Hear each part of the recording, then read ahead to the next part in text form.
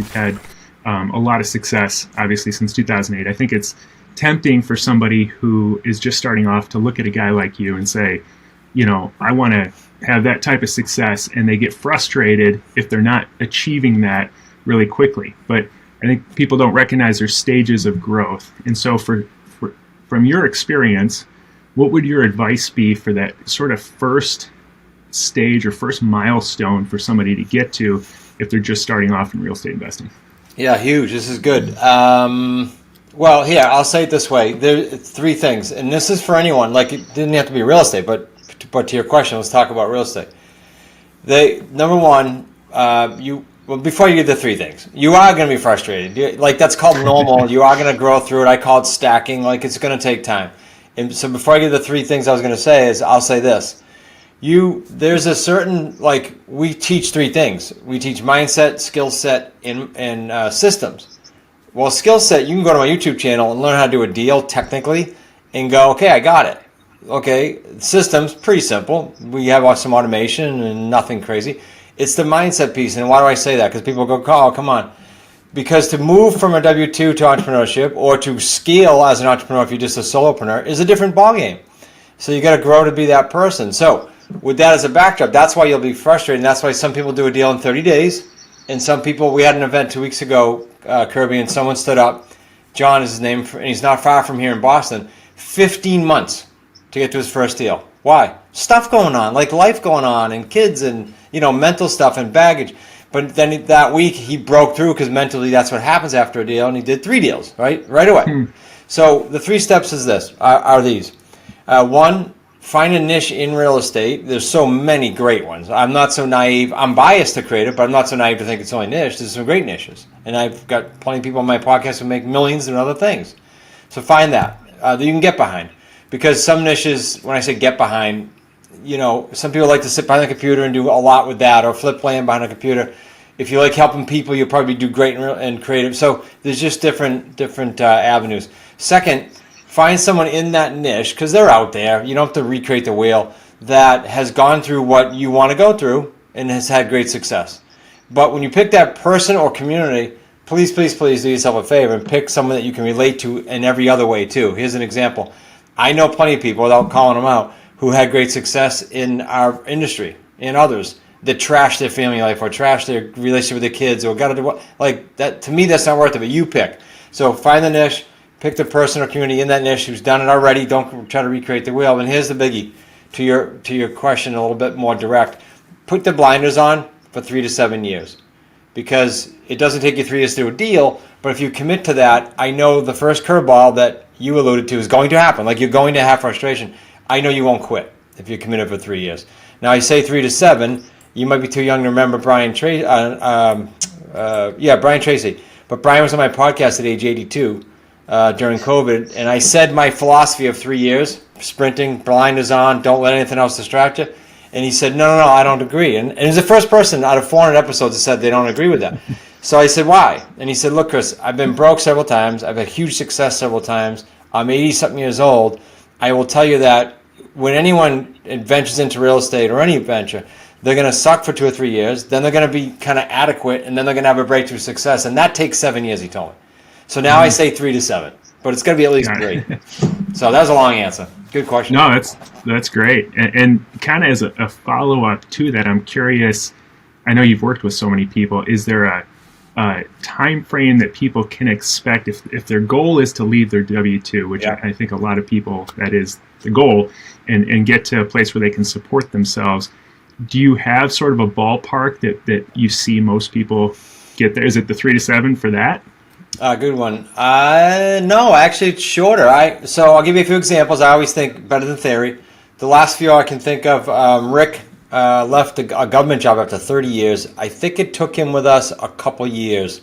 He was another example of, he hadn't done any deals in like 9 or 10 months.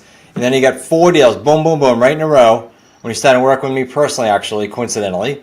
And they were all 6-figure deals. So game changer, boom, he left his job. But I think the whole process might have been 15 or 20 or 24 months, whatever it is.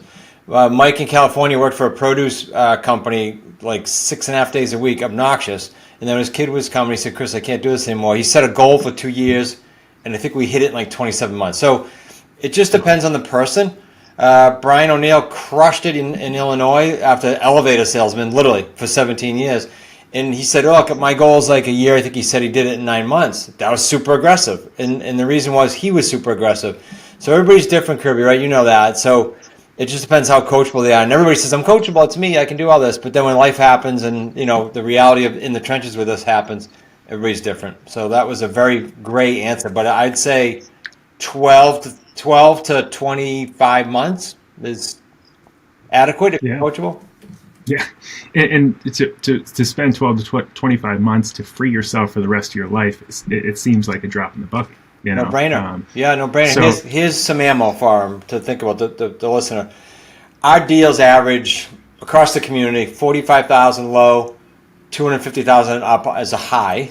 Those are obviously the outliers, but everything in between. Average all what we call 3 paydays. Our family business about 75. We're in the lower end because of where we are in New England, but when you start talking about deals that big, sorry to interrupt, but when you say those, is that like profit, or are you talking about like the purchase price, or what do you? No, thanks for clarifying. That's what we call the 3 paydays profit. Okay. Now, overhead expenses, things like that, but basic gross profit on a deal, because we get paid 3 different ways, and we can talk about that later. But the fact is, you take a guy like Rick. When I said he did 4 deals at 6 figures each. That's not up front disclosure. He gets the 3 paydays. So he gets some now, he gets some monthly, and then he gets some when it cashes out 2, 3, 4, 5 years. So, just a disclosure on that. You don't get it all today. That'd be very cool, but you don't. Yeah. And all 3 of those guys that you mentioned, they're all using the creative finance niche. Correct? Yeah, they're in our community, the Wicked Smart community. Yeah. Okay.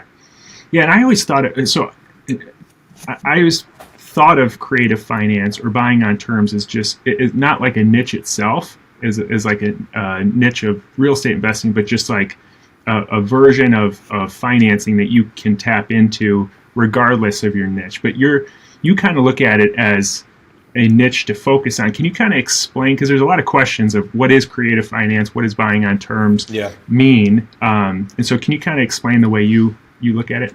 Yeah, this is good because you're right. It is broad, and you could be I don't know as though a wholesaler, but you certainly could be like a flipper.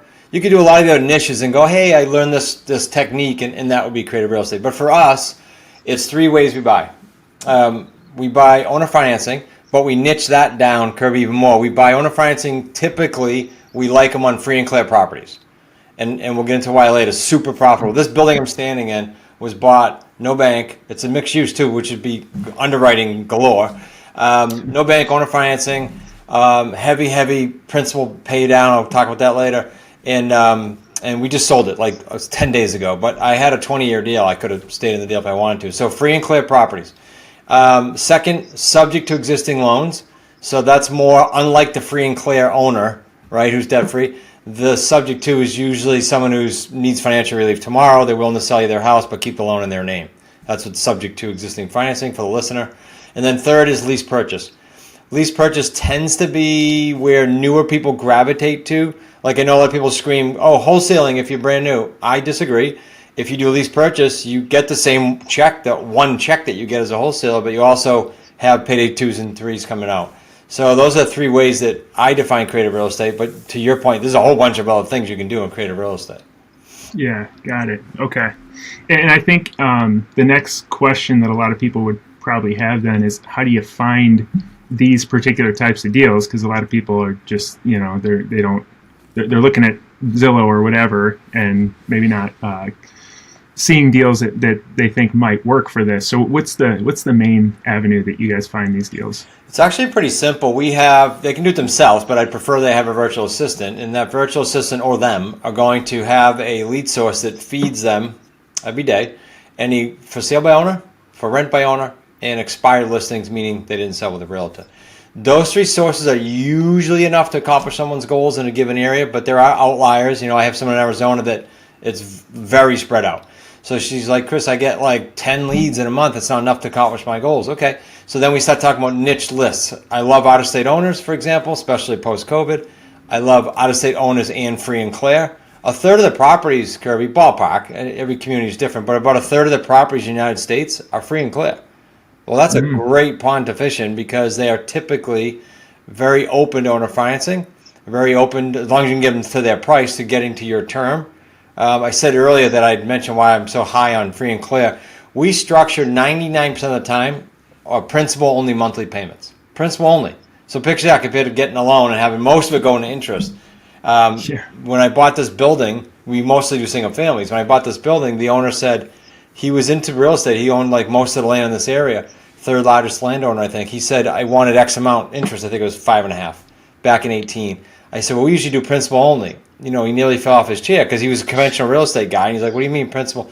So what we did was a kind of a hybrid. I did principal only for like 18 months, took the balance remaining and then amortized it over, I think it was 5.2%.